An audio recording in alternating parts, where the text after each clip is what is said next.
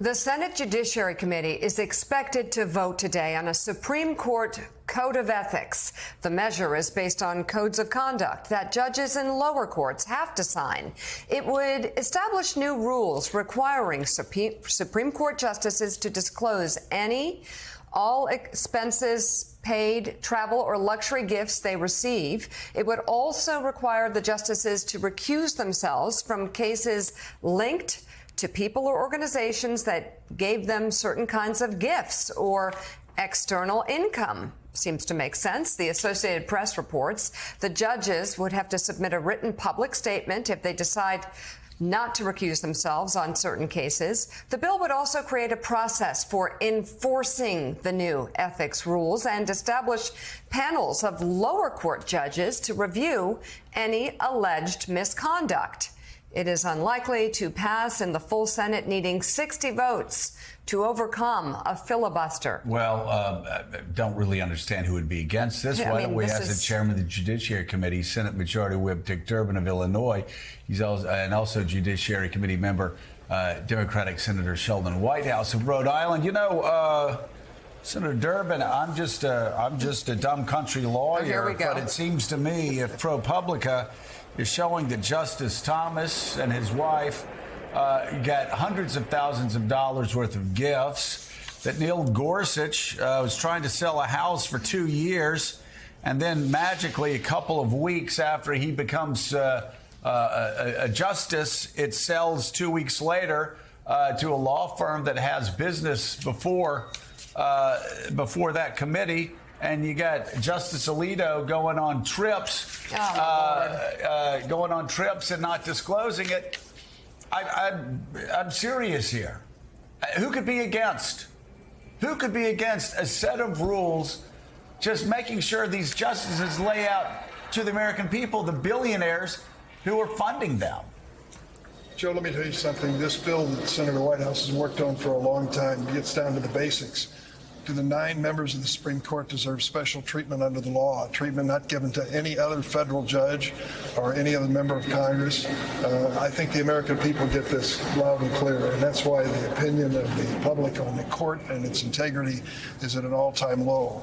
We tried to reach out to the Chief Justice. It's his court. It will go down in history as the Roberts Court, and said, take the leadership, solve this problem, restore the integrity of the court.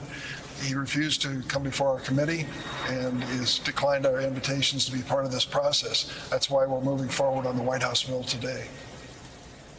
I don't understand, Senator Whitehouse.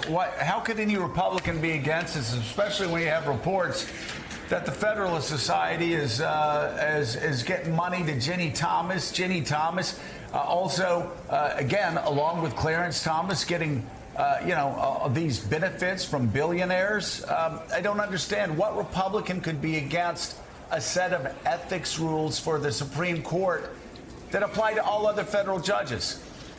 It's hard to understand because the standards we're trying to set for the Supreme Court are, in fact, the same standards that apply to all other federal judges and the same standards that apply to members of Congress and to senior executive officials. So that should be pretty straightforward. And indeed, on some of this, in the past, we've actually had Republican support. I think it's only when the Supreme Court got into deep trouble that the Republican political arm had to rally around it and try to protect it.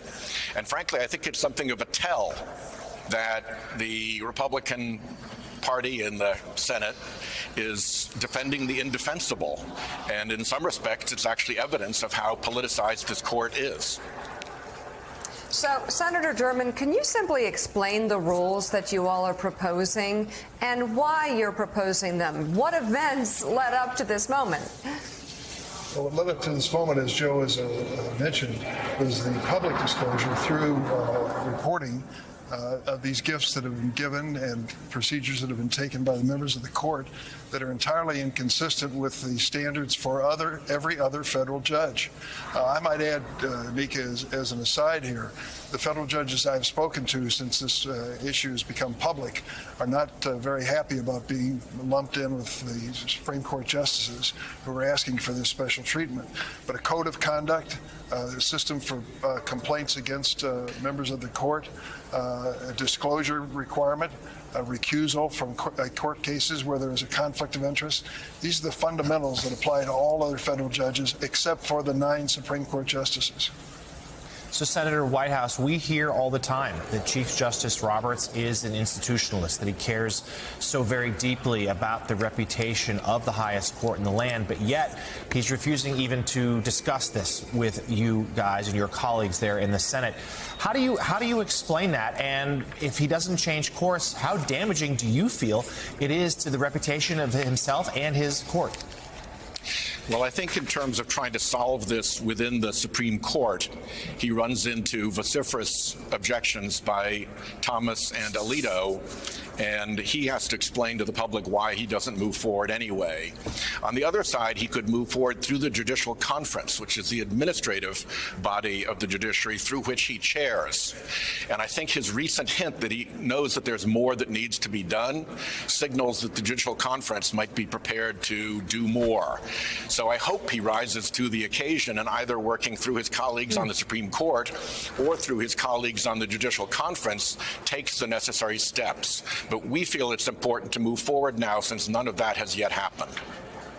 Well, and you know, Senator Durbin, more reporting is going to come out from ProPublica. More reporting is going to come out from other media outlets. There's more there, and it's coming. And the question is, why would the Supreme Court block this when, as we're putting up right now for our viewers, the Supreme Court has its lowest approval rating ever? The American people have less trust in the United States Supreme Court than ever before in its history. So I don't understand, why won't they step forward and do something about this before it is forced upon them? Well, there's several ways to interpret it, but I want to just tell you the Supreme Court does not have an army. The authority that they have, the power they have within our democracy is based on the public belief in their integrity and honesty. And that has been called into question by these disclosures about several different justices. I hope that Chief Justice Roberts is moving forward on this. This morning's Wall Street Journal suggested that he tried without success.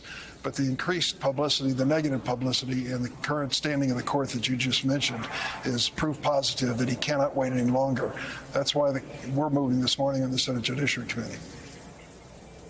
All right, Judiciary Committee Chairman Senator Dick Durbin, committee member Senator Sheldon Whitehouse. Thank you both very much for being on this morning. We appreciate it.